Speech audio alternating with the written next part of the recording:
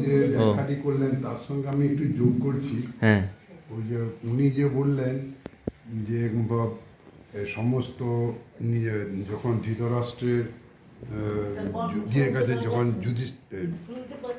ভীষ্মের কাছে যখন গেলেন তখন উনি যুদ্ধ করতে চাননি।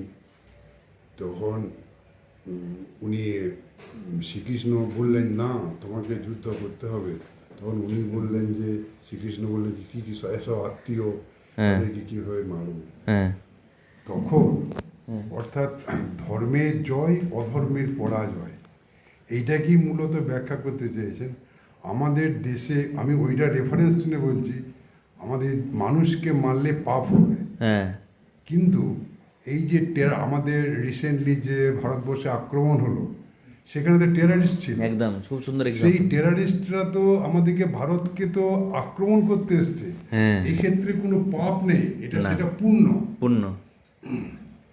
ঠিক একইভাবে আমাদের ধর্ম অধর্ম কথাটার মধ্যে যথেষ্ট আপেক্ষিকতা আছে। সেই আপেক্ষিকতাটাকে ওভারকাম করতে হবে যে কোনটা জাস্টিফাইড, সেইভাবে আমরা পাপ পুণ্যের বিচার করব। আর নেক্সট একটা কথা শান্তনুবাবু আমাদের যেটা জানালেন যে শতগুণ, সেই শতগুণের জন্য আমি সকলকে সেখান থেকে উপকার পেয়েছি বলে বলছি। রাত্রিরে ঘুমোবার সময় যদি রামকৃষ্ণ কথামৃত বা রামকৃষ্ণের সম্বন্ধে যদি বা সারদাময়ীর সম্বন্ধে পড়তে পড়তে যদি অটোমেটিক্যালি শতগুণ এসে যাবে, সেইটা আমি উপলব্ধি থেকে সকলকে জানালাম।